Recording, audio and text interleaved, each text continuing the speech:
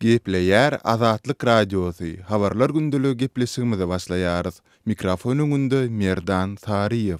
Türkmen häkimetleri raýatlaryň daşary ýurda çykmagy we ol ýerde galmagy mümkinçilik berýän biometrik maglumatly ila arasynda zagran dil atlandyrylan pasportlarynyň möhletini çäklendirmegi göz öňünde tutýarlar. Azatlyk Radiosynyň Türkmenistanyň döwlet migrasiýa gullugyndaky biri-birinden habarsyz inçemeçismesiniň beren maglumatyna görä, häzir Türkmenistanlylaryň biometrik maglumatly pasportlarynyň möhletini 1 ýyl içinde azaltmak planlaşdyrylýar. Ýatlatsak Türkmenistanyň raýatlarynyň Türkmenistandan gitmek we Türkmenistana gelmek üçin pasporty 2008-nji ýylyň 10-njy iýulynda Türkmen prezidentiniň şol ýylyň 9-njy iýulynda gol goýan 98-95 belgili kararyna laýyklykda girdilipdi. İlki biometrik pasportlar 10 ýyl möhlet bilen berilen bolsa 2016-njy ýylda ol 5 ýyl içinde kemeldildi. Galy bertide gürüňi ýan pasportlar almak, olaryň möhletini uzaltmak prosedurlary diňe Türkmenistanyň özünde amal edilip, ýurduň daşary ýurtdaky wekilhanalaryna bu işleri etmek mümkinçiligi ýok. Biometrik pasporty aljak kim onuň möhletini uzaltsak bolsaň, gürüňi ýan raýatyň özü Türkmenistana gelip gerekli dokumentleri toplamaly we tawsyrmaly. Häzir pasportlaryň möhletini 1 ýyl içinde kemeldip, daşary ýurtdaky raýatlaryň hukmany ýagdaýda ýurda dolanmagyny gazanjak bolýarlar. Bu esasan hem daşary ýurtlarda zähmet çeken migrantlaryň sanyny azaltmaga gönükdirilen, diýip Azatlyk Radiosynyň ynamdar çeşmesi gurrun berdi. Yeri gelende belletek Türkmenistanyň biometrik pasporty geçmegi we şol pasportyň diňe Türkmenistanda çalyşyp boljakdygy barada kararyň daşary ýurtlarda ýaşaýan türkmen raýatlarynyň we zähmet migrantlarynyň durmuşyny kynlaşdyrandygy, hunlarça raýatyň dokumentsiz galandygy, inçemesiniň pasportlaryny täzeläp bilmän ýurduň daşynda bir kanun ýagdaýda galandygy barada dowamly maglumatlar gelip gowuşýar. Türkiýede ýaşaýan türkmen migranty Roza Waýjuma Muradow biometrik pasportyň möhletiniň kemeldilmegi, onsuz hem agyr ýagdaýlary başdan geçirýändigine aýdan türkmen zähmet migrantlaryna gosmaça urgy boljakdygyny aýtdy. Bu zagran pasport meselesi barada aýtsam esasen bu öňden şol zagran pasportdan daha öňdeki köýne pasporty bolan raýatlaryň şu mahaşy Türkiýeden gitmän doğrular. Yani aňyr Türkmenistanda şolara problema çykarjagyny bilenler üçin hatta şu taýda da ruhsatsız halda işläp ýaşap ýörler. Indi zagran pasportyň bunu 1 ýyl möhlete getirilmesi bu da Türkmenistanly raýatlary gaty bir tedirgin hala goýjagy görnükdir. Bu da problem üstüne problema bolar. Sol bir wagtda Türkmenistanyň döwlet migrasiýa gullugy pasportlaryň möhletiniň 1 ýyl içinde azaldylmagy baradaky maglumatlar şeýledi. Bu kararyň daşary ýurtlardaky zähmet migrantlaryna talyplary nähili täsir ýetirjekdigi dogrusynda hiç ýyly maglumat bermeýärler. Azatlygy line ulgamynda Osmok 420 773 797 383 telefon belgisi arkaly tapyp bilersiňiz. Biziň bilen habarlaşyp maglumatlary, suratlary we videolary ugradyň. Şahsiýetiňiz dogry gizlilikde saklanır. Osmok 420 773 797 383.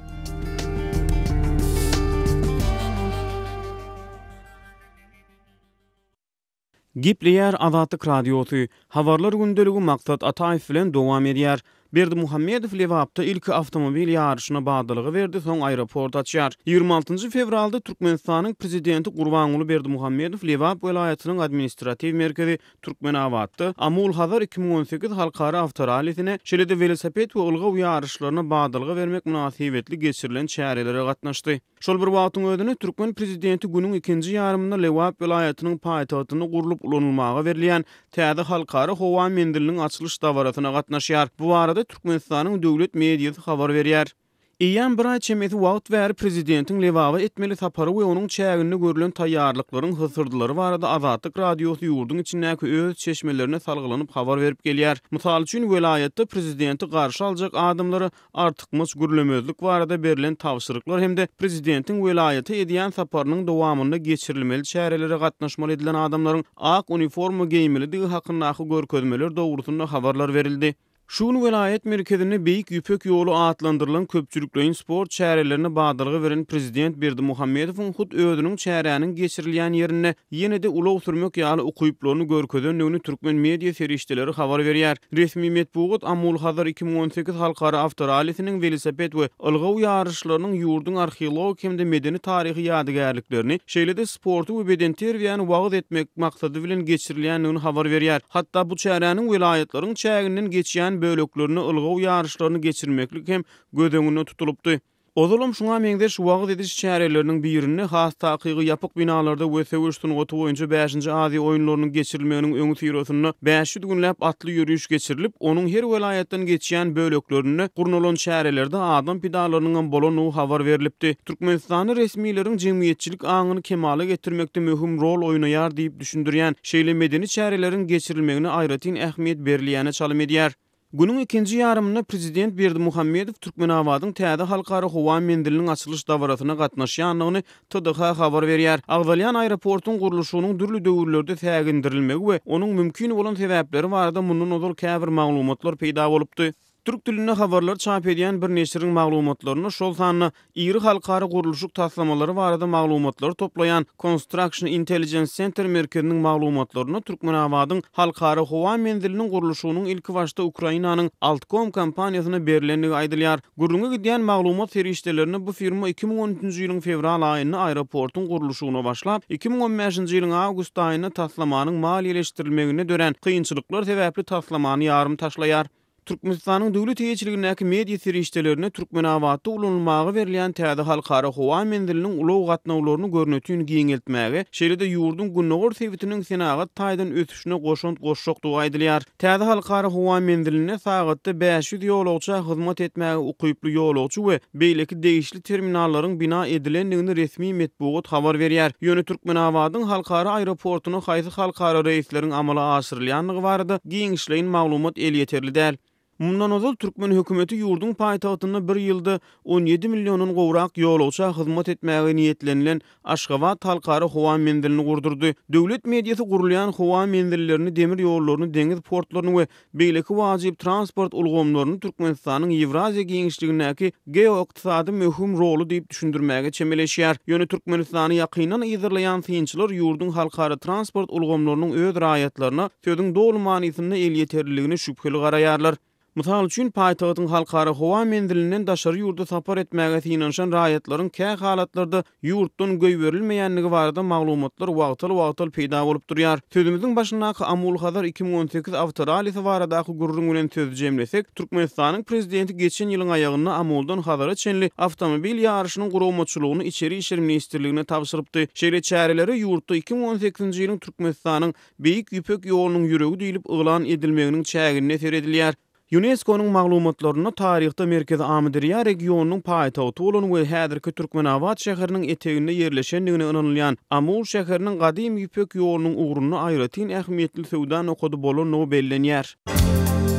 Adatlyk radiosynyň Türkmenistan baradaky iň soňky we täze maglumatlaryny howpsuz ýagdaýda öz mobil telefonuňyzda okumak isleýäňizmi? Onu Adatlyň Telegram sosial ulgamyna sahypasyna ýazylaň. Bizi gözlegi bölümine Adatlyk radiosu ýazyp tapylarsyňyz. Biz bilen Telegram arkaly ýagny goşmak belgisi 420 724 168 983 we goşmak belgisi 420 773 797 383 telefon belgileri bilen habarlaşyň. Biz siziň şahsiýetiňizin gizlin saklanjakdygyna kepillik etýäris. Gepleýär Azatlyk radiosu. Siz habarlar gündeligimizi dinleýärsiňiz. Türkmenistanda kepeň gytçylygy dawalara sebäp bolýar we basabaslyk döredýär. Azatlyk radiosynyň Türkmenistandaky çeşmesiniň fevralyň 2-nji ýarymynda Daşoğuz welaýatynda suratda düşüren video ýazgysynda kepek getiren ýük ulagynyň daşynda uly basabaslygyň dörenligini görmek mümkin. Gulistan Geňişliginiň 7-nji brigadasynyň ýaşaýjylary şol sanda aýallar we çağalar ören gyzgalanly ýagdaýda öz paýyny almaga synanýarlar. Bu ýerde kepegiň paýlanmagynyň düzgünleriniň jekmejeklerini, möçberine we bahasyny degişli goşmaça maglumatlary almak häzirlikçe ýeterli bolmady. Azatlyk radiosyna yerli häkimetleri bilen habarlaşmak hem başartmady. Uny weýän kärhanalar tarapyndan gallanyň galındasyndan öndürilýän kepek esasan mallaryň we guşlaryň imitlenmegi üçin ulanylýardy. Käbir maglumatlara görä soňky wagtda ýurtda unyň gytalmagy we gymmatlamagy sebäpli ýurdun ýylaty esasanam owa ýaşaýjylary kepegi imitlenmek üçin alýarlar. Diňe fevral aýynyň dowamında Türkmenistanda unyň bahasy 2 hisseden gowrak gymmatlady. Beýleki azyk haritlarynyň bahasy 70 we 100% aralygynda ýokurlandy. Kepegin defisiti we ony satyn alma ugrundaky dawa jenjel Türkmenistanda ençime ýyl bäri hälisinde ýüze çykýar. Azatlyk radiosu daşyňyzdaky kepek problemalaryny geçen ýyldan bäri ýakyndan iýdarlap gelýär. Dekabr aýynda welaýatyň ähli bazarlarynda döwlet bahasy 30 tenge bolan 1 kilogram kepegiň bahasynyň 1 manada çenli gymmatlandygy belli boldy. Netijede welaýatyň Gurban Sultan Eje we Niýazow adyndaky etraplarynyň merkezlerindäki galla dukanlarynyň öňünde döwlet bahasyndan her maşgala 20 kilogramdan satylýan kepegiň uzy nowatlary döredi. Dawa jenjeliň dören halatlar boldy. Munyň bilen birlikde regionda kepegiň gara bazary döredi. Yanvar aýynda Mari welaýatynda kepek ýaly mal iýmiň gytçylygy güýçlenipdi. Olary satyn almak üçin adamlar nowata ýazylmaly bolupdy. Käbir ýerlerde talonlar girdilipdi. 30 kilogramlyk bir haltaty 9 manada durýan kepek nowatyny azaltmak maksady bilen resmiler kepek satyn almaga talon girdip, onu ýöletyniň mal bazarynda ýylata paýlap başladylar. Indi hem kepek dukanynda nowaty durulýar, hem de mal bazarynda odal akşamdan talon nowatyny durýarlar. Dip marly ýaşaýjy ýanwaryň ortalarynda gurrun berdi. Marda kepek nowatlary ýanwaryň aýagynda da kemelmedi. Yerli häkimetler nowaty ýazylmak isleýänlerden pasportyň nusgasyny talap edip başladylar. Onuň üçin bir hepde ýa-da 10 gün öňünden ýazylmaly. Nowaty ýazylmak üçin hem dukanyň öňünde bir näçe gün näp giýjesi bilen nowaty durmaly. Nowatyň ýeteninde dukan eýeleri seni tanywy ýazýarlar. Ýöne owa ýaşaýjysy bolsaň-da, seniň şahsiýetini tasdiklaýan pasportyň nusgasyny talap edýärler. Dip yerli çeşme 22-nji ýanwarda azatlygy habar berdi. Onuň şeýlede bellemegine görä ýaşaýjylar kepek nowatyny ýitirmek gorkusy bilen dukana baryp habar alyp durdular. Sebäbi nowaty duran käbir alyjylaryň unudulýan halatlarynyň bolanlygy aýdylýar. Azatlyk radiosynyň habarçylary bu mesele boýunça Mari welaýatynyň häkimetleri bilen habarlaşmaga synanşanda düşündürüş we resmi kommentariýa alyp bilmändi. Türkmen häkimetleri we döwlet habar beriş serişdeleri ýyla arasynda kepege bolan talaby we ony satyn almak ugrunda döreýän kynçylyklary düýpden agzaman gelýärler. Öz sewitingizde bolýan wakalar barada adatlyga maglumat bermek isleseňiz, biziň Facebook hasabymyza ýazyň. Bizi gözlegi bölümine Azatlyk Radiosu ýazyp tap bilersiňiz. Siz suratlaryňyzy we videolaryňyzy hem ýollap bilersiňiz. Azatlyk siziň şahsiýetiniňizi gizlinlikde saklar. Siz bolan wakalar barada maglumat beriň, biz hem habar bereriz.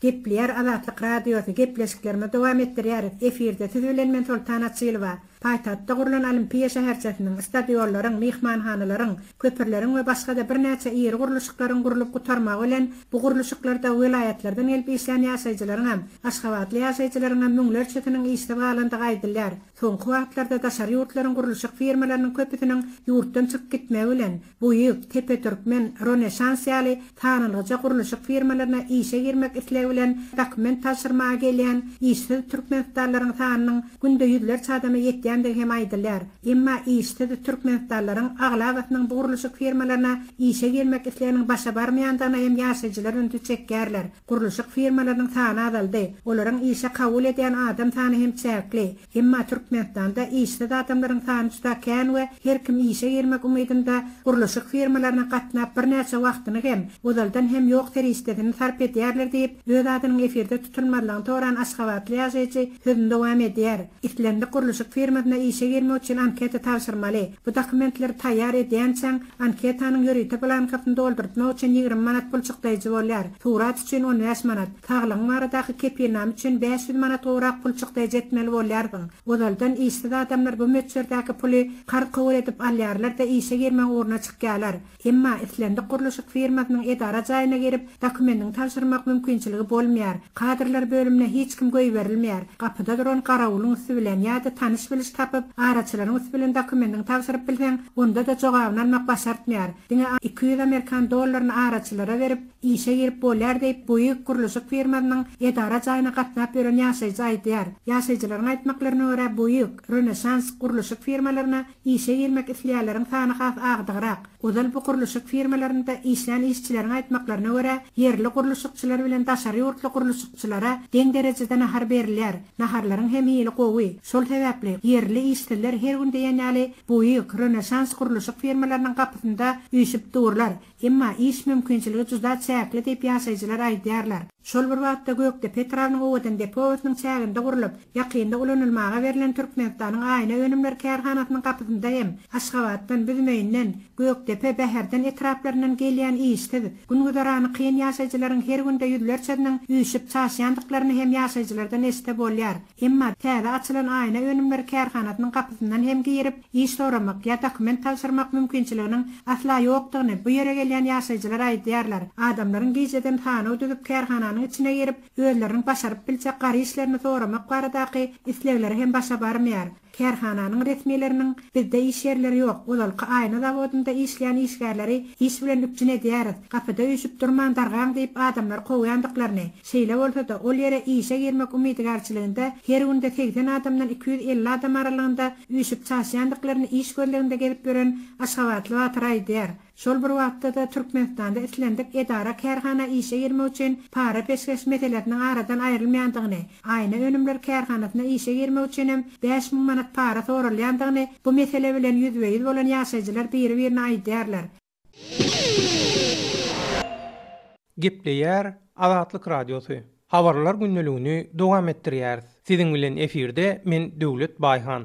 Türkmen migrant zenanyny awtoulogdan soňup öldürmekde aýplanýanlar tutsak edildi. Türk mediasy soňky bir aýyň dowamynda Istanbulda ýene bir Türkmenistanyň migrant zenanynyň öldürilen barasyndaky habara giňişleýin orun berýär. Türkiýanyň habarlar.com neşri 11 fevralda reanimasiýada aradan çykan 30 ýaşyndaky Türkmenistanyň raýaty Maysa Ýazmyradowa bilen baglanyşykly tapylan howpsuzlyk kameralarynyň ýazgylaryny barlan Türk polisiniň merhumyň söýgülsi bilen ýanyndaky tirkeşýän ýollaşyny göz astyna alanyny habar berýär. Anonim ýagdaýda Azatlyk Radiosuna maglumat beren polis çeşmesiniň aýtmagyna görä, waka 29 ýanwarda giýje sagat 2:40 töwereginde Istanbulyň Beýowly etrawynyň Müeyyet Zade mahallesindäki Kemeralty şaýolunda bolupdyr. Şonda gidip barýan yeňil awtoulogdan ýykylan Türkmenistanyň migrant Maysa Ýazmyradowa agyr ýaralanypdyr.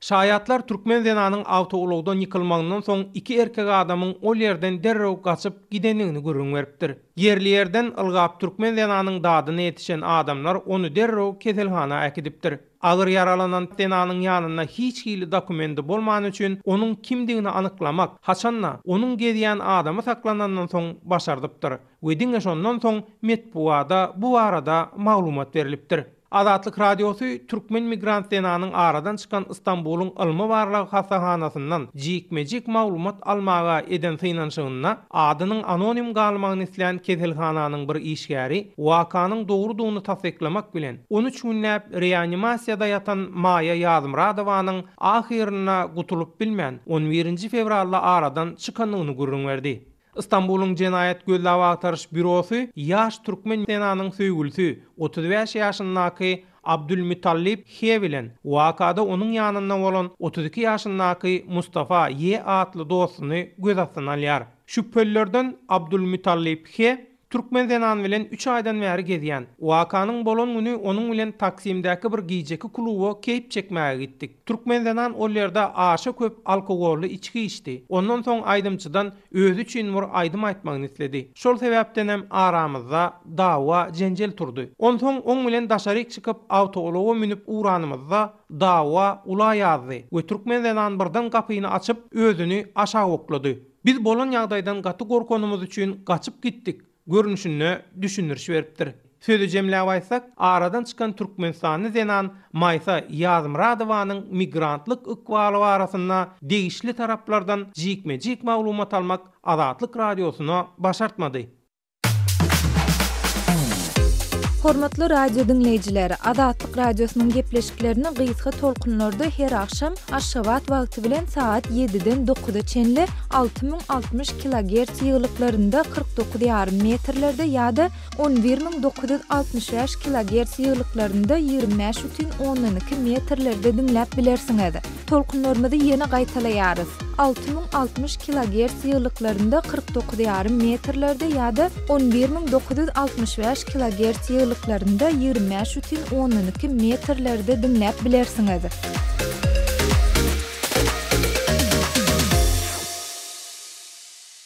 Gepleýär Adatlyk radiosu habarlar gündeligini halkara temasy bilen dowam etdirýär. Eferde siz bilen men Aras Perwiz. Taylandda polisiýa opozisiýon siýasatçy Aleksey Navalnyň soňky raportyna öz merkezinde bolan bir orsiýetli denany tutsak etdi. Raportda Prezident Vladimir Putin'in öňkü ýokary derejeli geňeçileriniň biriniň 1 milliarder metal tücjary bilen duşandygy aýdylýardy. 26 fevralda Tayland mediasyna bildirilmegine göre 25 fevralda Kurort Pattaya'da bir mihmanhanada jemi 10 sany orsiýet raýysy tutulypdyr. Tutulanlar öýelleriniň jinsi gatnaşyklary boýunça ekspertliklerini we söýgü ugrundan kurs işlerini alyp barýandyklaryny aýdypdyrlar. Polisiýa saraganlyp berilen maglumatda tutulanlaryň birine Taylandda ruhsat edilen mühletden artyk galmakda, üçüsine ýurda bekanun girmekde we beýlekler hem ruhsatsız işlerlikde günä bildirilýändigi aýdylýar. YouTube kanalyna ýerleştirilen videoda Belarusda doğulan we ady Nastyarybka diýilip berilen bir aýal görünýär. Navalnyň korrupsiýa garşy guramasy Putin'in ýaralary barada korrupsiýa bilen baglanyşykly bir näçe raport ýaýratdy.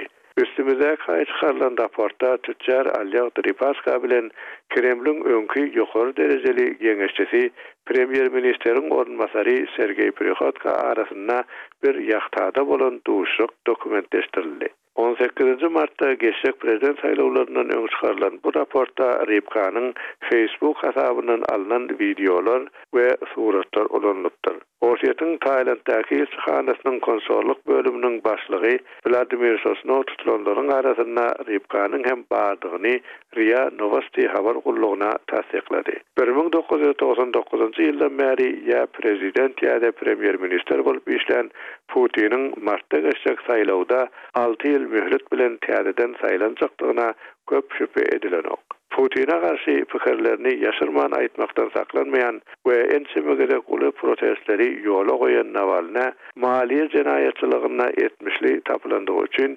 prezidentlik ýarşyna gatnaşmak gadagan edildi. Emma Navalny bu özüni saýlawdan çetleşdirmek üçin Kremlin toslap tapan zady diýär.